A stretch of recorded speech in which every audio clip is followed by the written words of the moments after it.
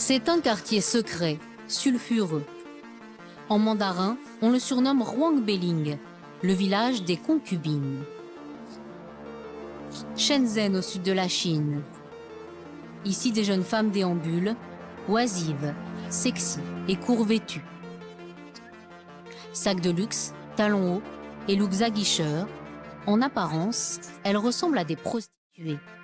Mais ne vous y trompez pas, ces silhouettes affriolantes n'attendent pas le client.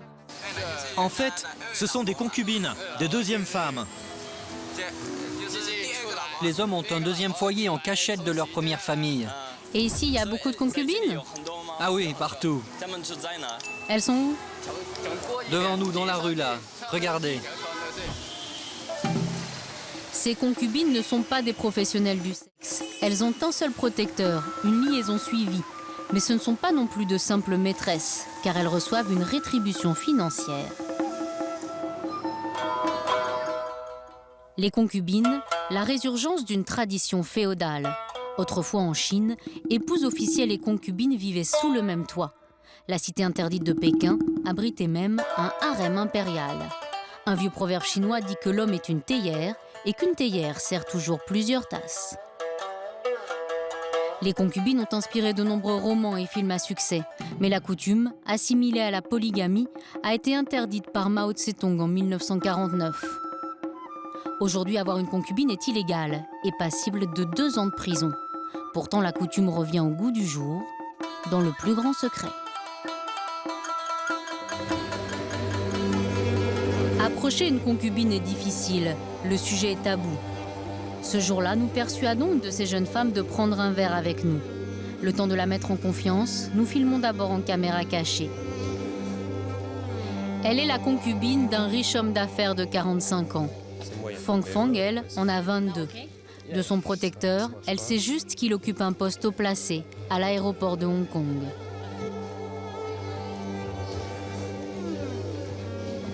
Cet homme, il te donne de l'argent?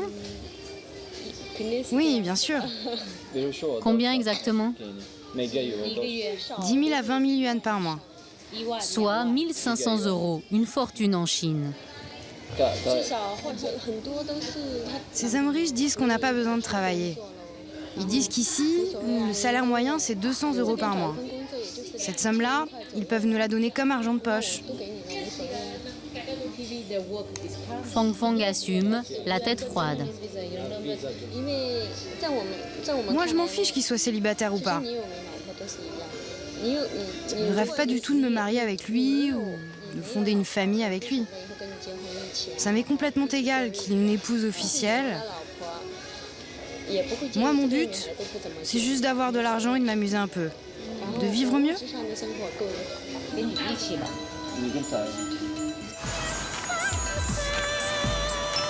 Pour dénicher une concubine comme Fang Fang, impossible pour un homme marié de passer une petite annonce. C'est interdit.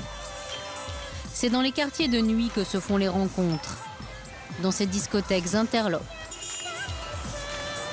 Avoir une concubine en Chine, c'est comme posséder une voiture de sport. C'est un signe extérieur de richesse, un attribut de statut social. Dans la rue le soir, on croise des dizaines de couples. Ce qui saute aux yeux, c'est leur différence d'âge. Entre les concubines et leurs amants plus âgés, peu de paroles, peu de gestes tendres. Les unes offrent leur virginité, les autres en échange ouvrent leur portefeuille. Certains de ces hommes mariés ont accepté de se confier, à visage caché, dans le salon de cet hôtel d'affaires. Ici, les secrets d'alcôve se chuchotent. 60% des Chinois entretiendraient une ou plusieurs concubines. Les concubines sont surnommées les poulettes, leurs protecteurs, les tortues en or. Si vous allez voir une prostituée, c'est juste pour le sexe. Une concubine, c'est un sentiment différent. C'est de l'amour? Ouais, enfin, une sorte d'amour. C'est compliqué à expliquer. Mais ça reste secret en Chine. Bien sûr, ça reste secret. Si ta femme apprend que tu as une concubine, ça crée des gros problèmes dans la famille. Les concubines, un peu geisha, choisissent ces hommes comme des demi-dieux. Elles leur offrent une aventure sexuelle contrôlée, un sentiment de possession. Vous savez, le phénomène des concubines commence à concerner des hommes de toutes les couches sociales. Dans les grandes villes, ce sont bien sûr des hommes aisés. Dans les villes plus petites, ça peut être des notables. Ils sont moins riches, mais ils ont du pouvoir. Le lendemain matin, nous avons un nouveau rendez-vous avec Fang Fang, la jeune concubine. Nous lui avons révélé notre identité de journaliste. Après une longue discussion, elle accepte d'être filmée à visage découvert. Fang Fang n'a pas fait d'études. Elle vient d'un village pauvre, à l'autre bout de la Chine. Lorsqu'elle a émigré en ville, elle a commencé par travailler dans une usine textile. Elle cousait des chemises 10 heures par jour et vivait dans un dortoir. Aujourd'hui, elle a passé un contrat avec son protecteur pour être sa concubine pendant 2 ans. Et ton amant, il a des enfants? Oui, une petite fille, Elle a quel âge? 8 ans. Et l'épouse officielle, elle sait que tu existes? L'enfant lui a peut-être dit.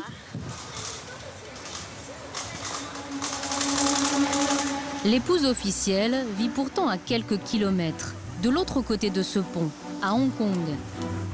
Car s'ils sont aujourd'hui imités dans toute la Chine, ce sont les millionnaires de Hong Kong qui ont remis les concubines à la mode.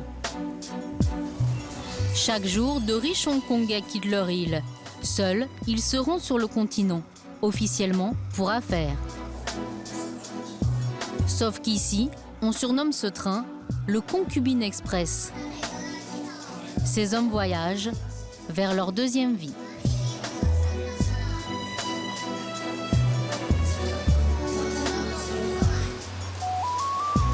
Juste de l'autre côté du pont, à Shenzhen, les protecteurs louent des appartements pour leurs concubines dans ces résidences chics. Sur le parking de la résidence, plusieurs hommes riches ont garé leur berline de luxe, avec 2 plaques d'immatriculation, une pour Shenzhen, l'autre pour Hong Kong. 2 plaques, 2 villes, 2 femmes. Voici l'appartement dans lequel Fang Fang est logé par son amant. Un 3 pièces impersonnel, mais spacieux et moderne. C'est lui qui a tout payé ici. Meubles et matériel high-tech tout neuf, une vie confortable, mais solitaire. Fang Fang passe sa semaine dans cette cage dorée, à attendre les visites de l'homme de Hong Kong. J'ai acheté de la bière, c'est pour lui.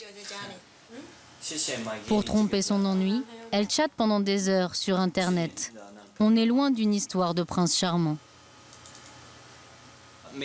Ton amant, il vient combien de fois par semaine? 4 ou 5 fois. Lorsqu'il vient, parfois, on va se promener, ou alors on reste ici, à la maison, ou alors on joue au mahjong en pariant de l'argent. Parfois, on passe la soirée avec ses amis, d'autres hommes d'affaires, quand ils ne travaillent pas. Tu crois que cet homme t'aime? Ça va, Et toi, tu l'aimes? un peu. Pour que l'on comprenne mieux ses motivations, Fang Fang accepte de nous emmener à la campagne, dans sa famille qu'elle a quittée il y a 3 ans. À 40 heures de route de Shenzhen, c'est une autre Chine, oubliée de la croissance. Des paysages bucoliques, mais des paysans sans le sou. Les citadins gagnent en moyenne 4 000 € par an, contre 10 fois moins dans ces provinces rurales reculées.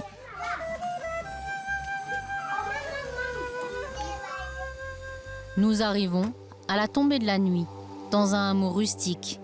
Ici, les parents de Fang Fang cultivent des pommes. Voilà, c'est ma maison. Bonjour, c'est moi, c'est Fang Fang. Le père de Fang Fang semble un peu désemparé. Voilà, je vous présente mon père. Ça fait 2 ans que je ne l'ai pas vu. L'intérieur est spartiate, les murs et le sol de béton à nu. Ici, il n'y a pas de salle de bain. Les sanitaires sont à côté de la porcherie. Autrefois, Fang Fang aidait ses parents dans les vergers. Mais elle a toujours rêvé d'autre chose. Voilà, là c'était ma chambre avant. C'est devenu un débarras. Tes parents savent que tu es concubine? Non, non, je ne leur ai pas dit. Pourquoi ça ne leur plairait pas? Non, ils ne seraient pas très contents. Fang Fang offre à son père ce téléphone portable dernier cri. La mère, elle, tend son livret bancaire à sa fille. Fang Fang vient de lui virer 6 000 €, un trésor. La famille ne demande pas d'où vient l'argent. Vous savez ce qu'elle fait à Shenzhen? Je travaille. Vous savez ce qu'elle fait, madame? Elle nous dit qu'elle travaille. La mère n'en dira pas plus. Difficile de savoir ce qu'elle sait vraiment. Retour à Shenzhen, à 6000 km du village. Ici aussi, il y a 20 ans, il n'y avait que des rizières. Elles ont été remplacées par ces centres commerciaux opulents. Grâce à ses 1 500 € mensuels, Fang Fang consomme. Elle vit son rêve de Cendrillon sans état d'âme. Et elle dépense en une journée ce que gagnent ses parents en un mois. Si elle n'était pas concubine, elle ne pourrait pas s'acheter ses chaussures ou ce chemisier à 70 €. Et lorsqu'elle ne fait pas du shopping, Fang Fang est chez l'esthéticienne. À Shenzhen, dans la ville des concubines, on trouve des centaines de petits salons de beauté comme celui-ci.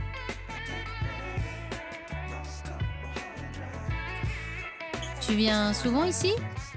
Oh oui, très souvent. Combien de fois par semaine? Au moins 4 à 6 fois. Coiffure, manucure.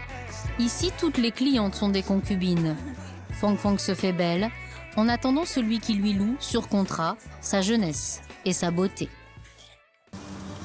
Et même si elle souhaite rester discrète, Fang Fang accepte aussi de nous faire monter dans la belle voiture que son amant met à sa disposition. Une voiture avec chauffeur.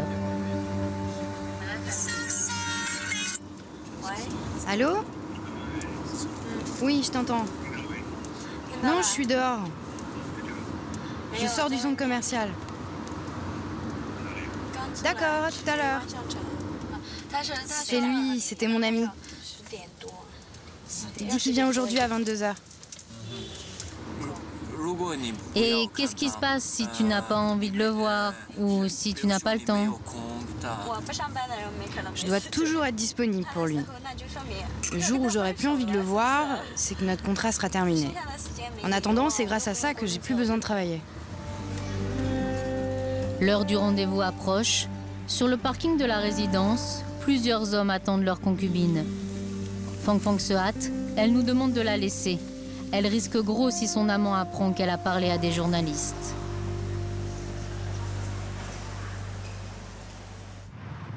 Car lorsque le contrat arrive à son terme, mieux vaut avoir anticipé l'avenir. Zhang Baishun est avocat. En 2006, il a fondé un cabinet juridique d'aide aux concubines. Indépendantes en apparence, ces filles de la campagne sont en fait souvent naïves, fragiles. Un jour, une jeune concubine qui vivait à Canton m'a téléphoné. Elle me demandait de l'aider parce que son protecteur venait de décider de se séparer d'elle. Mais j'avais trop de cas à gérer en même temps. Je l'ai fait attendre et lorsque je suis arrivé à Canton, elle avait sauté d'un immeuble. Elle s'était suicidée. Ce décès m'a beaucoup marqué et c'est pour ça que j'ai décidé de défendre les concubines délaissées. Ce jour-là, nous accompagnons l'avocat chez une ex-concubine déchue. Elle s'appelle Rao. Elle a 32 ans. Son vieil amant l'a quittée pour une fille plus jeune. Je suis là, c'est moi. Vous voilà entrée. Rao a conservé l'appartement acheté par son amant, mais elle est désespérée et n'en prend plus soin. La jeune femme n'a jamais pris la pilule, car les Chinoises croient que ça rend stérile. Le problème, c'est qu'elle est tombée enceinte. Et au pays de l'enfant unique, un enfant conçu hors mariage ne peut pas être reconnu. Jason, son petit garçon, n'a pas de papier. Mon fils ne peut pas aller à l'école publique gratuite, car il n'a pas de certificat de naissance. Il faudrait que je paye pour lui acheter des faux papiers. Et encore, même si j'avais de l'argent, Il faudrait que je trouve les gens par qui passer. Il faudrait que j'invite les bonnes personnes au restaurant pour les soudoyer. Sans état civil, l'enfant illégitime n'a pas non plus droit aux soins de santé. Or, Jason est atteint d'autisme, souvent malade. Avec les soucis, la beauté de Rao, autrefois radieuse, s'est étiolée. Sans qualification, elle vit aujourd'hui de petits boulots, avec moins de 100 € par mois. Regardez, hier j'ai reçu ce texto d'un des amis de mon protecteur. Il dit Yang ne veut plus te donner d'argent. Je vais essayer de l'appeler. On va voir s'il décroche. Allô, oui, bonjour. Vous savez, ma cliente est à bout. J'ai vraiment peur qu'elle fasse une bêtise. C'est pour ça que je suis venu la voir, même si je suis très pris. Faut qu'on négocie une solution. On peut au moins se rencontrer pour en discuter. Vous savez, il est devenu très mignon, votre fils. Baishun tente de régler discrètement l'affaire. Il essaye d'obtenir 30 000 € de l'ex-protecteur. Allô? Il vous a raccroché au nez. Rappelez-le dans 1 heure. Il était très énervé, là. Si elle obtient l'argent, Rao s'engage à quitter la ville avec son fils, à ne plus jamais faire parler d'elle. Je vais le menacer de porter cette affaire devant les tribunaux. Il peut être accusé de corruption et de débauche. Ou alors, je vais lui dire que je vais aller tout raconter aux médias, aux télés ou à son unité de travail. Vous savez, c'est un haut fonctionnaire du tribunal. Il va prendre peur pour sa réputation. Je pense qu'il va me dire « Ok, on arrête tout, je vous donne l'argent ». Dans les dossiers de l'avocat, uniquement des histoires tristes. Plusieurs de ses clientes ont subi des avortements forcés, des sévices corporels. L'une des concubines a même été défigurée au vitriol par son ex-amant. Mais les concubines ne sont pas les seules à souffrir. Il y a aussi les épouses trompées. L'une d'elles est même devenue une vedette en Chine. C'est dans cet immeuble modeste que vit Zhang Yufen. À 50 ans, cette femme a été ruinée par un époux volage. Elle prend aujourd'hui sa revanche. Regardez ça, c'est un appareil photo. Avec ça, je prends en photo les maris quand ils marchent dans la rue avec leurs concubines.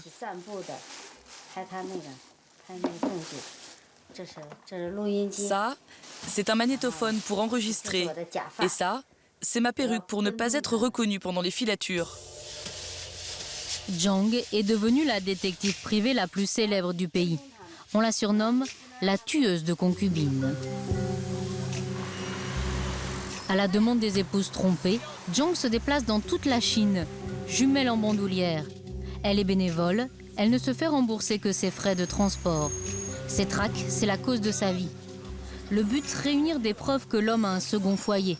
C'est la seule condition pour que l'épouse trompée obtienne un divorce en sa faveur, la garde de l'enfant unique et une pension alimentaire. Ce jour-là, la cible de Zhang, c'est ce couple, un riche commerçant de 45 ans et sa jeune concubine. Zhang emmagasine les photos preuves de l'adultère.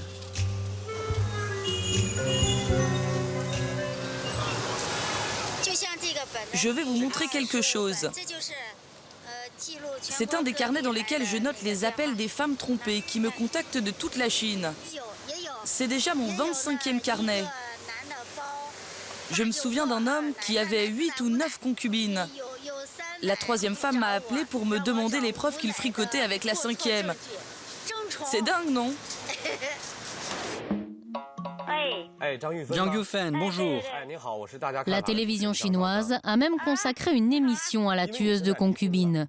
Devant des dizaines de millions de téléspectateurs, dans le reportage, Zhang et les autres femmes trompées interpellent un mari bigame en pleine rue pour l'humilier publiquement. Vous savez, on a un enfant ensemble. Eh bien, mon enfant de 9 ans, il m'a dit « Maman, je vais aller tuer mon père à cause de sa concubine. » L'homme est houspillé publiquement, forcé de rentrer au foyer, sous les quolibets des passants. Puis vient le tour de sa concubine, à la sortie de sa résidence.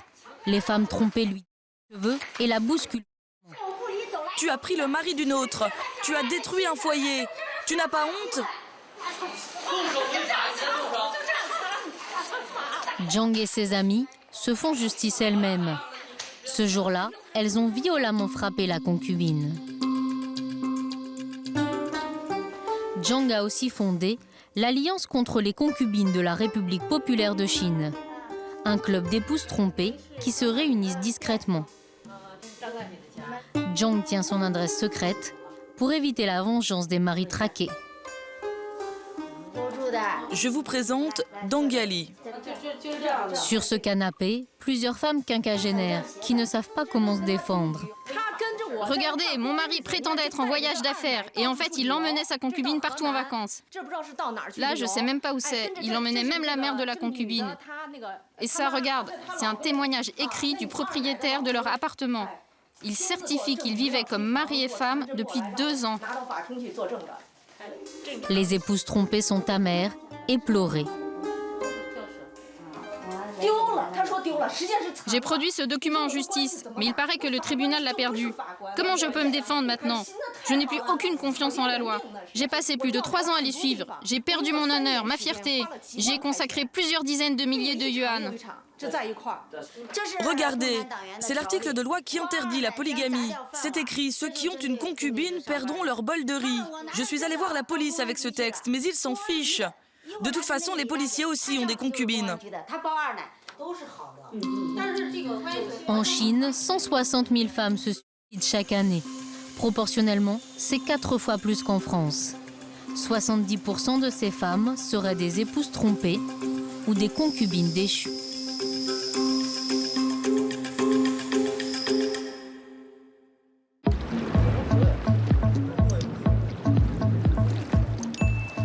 C'est un petit paradis tropical à l'extrême sud de la Chine.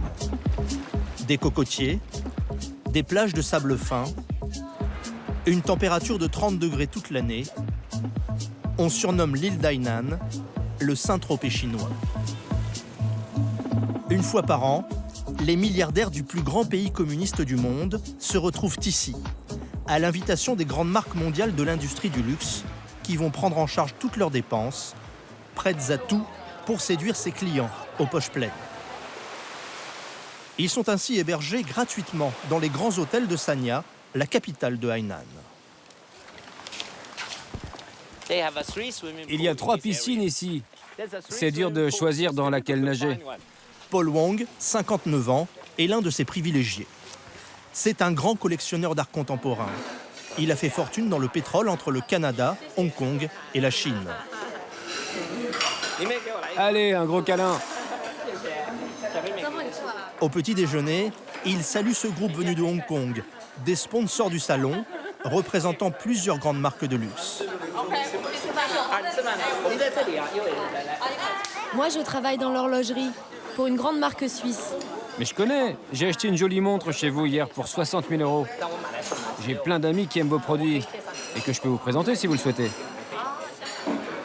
Paul est ce qu'on appelle un haïgi, une tortue de mer. C'est ainsi qu'on surnomme ces Chinois revenus au pays après avoir fait fortune à l'étranger et qui ont une vision très personnelle de la lutte des classes. Ici, il y a 2 sortes de gens. Les riches qui ont des sous et qui sont nourris logés. Par exemple, moi, les marques paient toutes mes dépenses. Et puis il y a les pauvres qui doivent acheter un ticket, qui doivent marcher sous le soleil et qui ne peuvent même pas assister aux fêtes. Paul est très fier de nous montrer son badge VVIP, Very Very Important Person, celui qui ouvre toutes les portes de cette île au trésor. Le voilà, le badge VVIP. Il y a encore quelques années, étaler ainsi sa richesse pouvait conduire les Chinois dans des camps de rééducation. Aujourd'hui, Paul parle de sa fortune sans complexe, avec un brin de fausse modestie. Je n'ai pas envie d'être un milliardaire. D'abord parce qu'il y en a très peu. Et ils ne sont pas heureux. C'est trop de travail. Moi, je suis heureux parce que je suis simplement millionnaire. Je n'ai pas les moyens de m'acheter un jet privé ni un énorme yacht. Comme Paul, près d'1 million de Chinois sont millionnaires en euros. Ici, à Sanya, ces nouveaux riches passent leur journée à faire du shopping, entourés de jeunes femmes, mi-hôtesses, mi-escort girls, qui vont les accompagner pendant leur séjour. Ça, c'est une clé de voiture de luxe. Au lieu de faire tout bêtement des clés en plastique, nous avons eu l'idée de créer un boîtier haut de gamme. Un peu comme pour les montres de luxe. Le prix de cette clé, 1 900 €. Et vous pouvez l'assortir à ma bague en diamant noir? Bien sûr. Mais Paul est surtout venu pour s'amuser. Un petit billet glissé dans la main, quelques pas de danse, un faux air de Dolce Vita savamment entretenu par les sponsors. Les millionnaires chinois s'étourdissent ainsi au contact de ce luxe ostentatoire.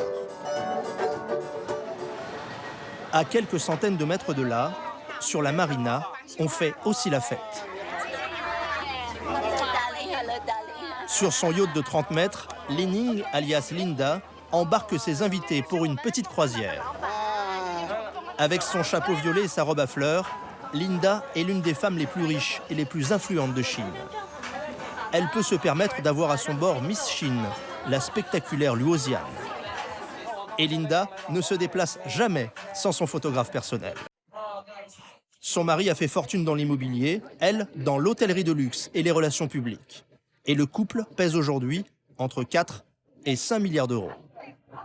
Je n'ai jamais imaginé que j'arriverais à ce niveau. D'ailleurs, il ne faut pas dire le mot réussir, ça porte malheur. Avec mon mari, nous avons créé notre entreprise en 1988. Ensuite, on l'a développée étape par étape. On va s'arrêter sur l'île du Phénix tout à l'heure. Ces milliardaires n'auront pas un regard pour les bateaux de pêcheurs qu'ils vont croiser. À Sanya, pour construire ces marinas, un grand nombre de familles de pêcheurs ont été forcées de s'installer ailleurs contre une compensation financière. Linda a été l'une des premières Chinoises à posséder un yacht. Et elle est fière de le montrer. Ça, c'est la chambre principale. Ah, il y a les filles qui sont là.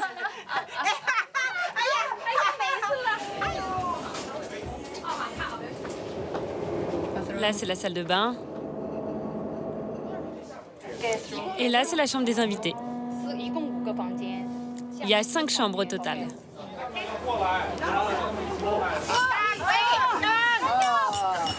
Fille de militaire, Linda est la grande figure de cette jet-set émergente. Des milliardaires qui sont désormais perçus comme des porte-étendards de la réussite chinoise. Souvent, ils sont également des hauts dignitaires du Parti communiste, comme le mari de Linda, député.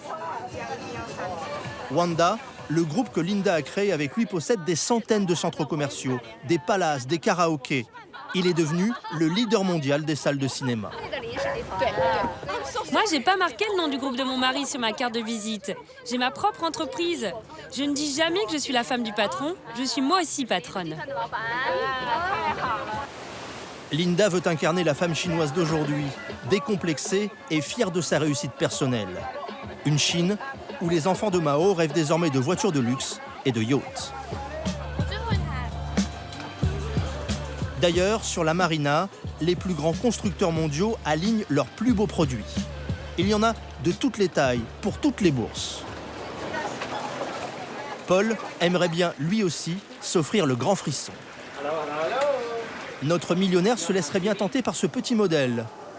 Fabriqué en Chine, il coûte 900 000 €. Ça, c'est même pas la chambre du propriétaire, c'est celle des invités. Vous voulez un bateau comme ça? Ouais, ça me paraît être la bonne taille. Grisé, Paul se laisse même aller à une petite plaisanterie qui va tomber à plat. C'est joli, c'est bien dessiné, il y a de jolis accessoires.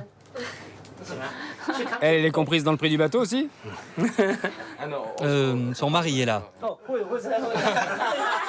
Ah, mais je plaisantais.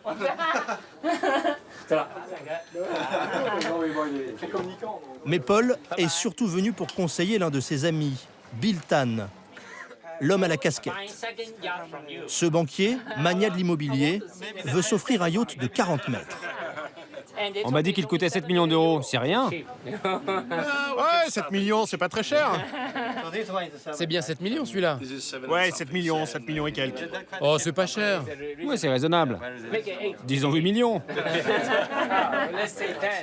Pour cette semaine du luxe, cette entreprise italienne, leader mondial des super yachts, a même délégué son PDG, Paolo Vitelli, qui va jouer les VRP haut de gamme. Dans le yachting, soit vous aimez aller vite, soit vous aimez aller lentement. Lentement, ça veut dire que vous vivez à bord, que vous faites de longues traversées. Les autres bateaux, c'est pour ceux qui aiment la vitesse. Loin de l'Europe en crise, la Chine est le nouvel Eldorado du nautisme de luxe. Des clients qui, comme Bill, peuvent dépenser une fortune pour s'offrir ce bijou. J'aime bien, c'est élégant. C'est pas trop clinquant, ça va. Là, vous avez la barre de pilotage, le siège pour les invités, le bar. Et là, c'est le volet électrique. Vous pouvez l'ouvrir pour profiter des étoiles. On a vendu 28 yachts en Chine l'année dernière et on espère en écouler 40 cette année. Le Brésil, c'est 100, les États-Unis, c'est 80, mais ici, ça prend bien. Ça monte vite. Si Bill n'a pas encore fait son choix, cette jeune hôtesse du salon, elle, s'y voit déjà.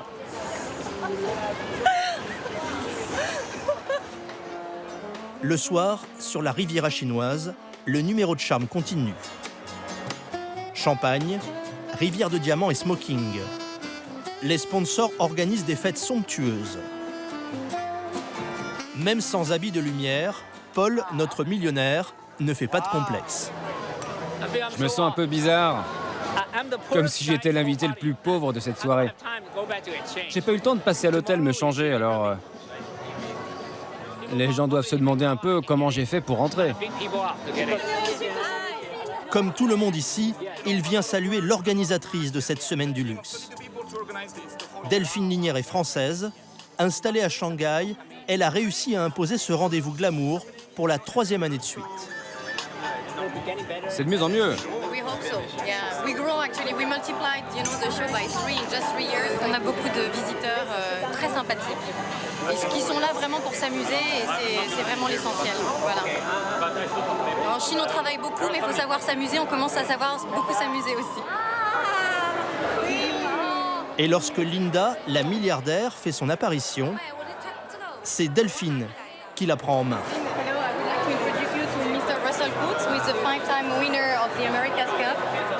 Heureux de vous rencontrer. C'est un honneur.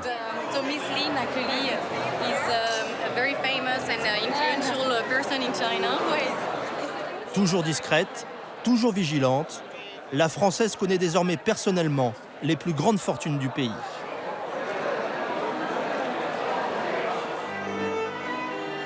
Après le dîner, après les petits cadeaux offerts par les joailliers et les parfumeurs, la soirée se terminera à bord des yachts. Entre alcool et jeux d'argent, loin des dogmes officiels du Parti communiste chinois.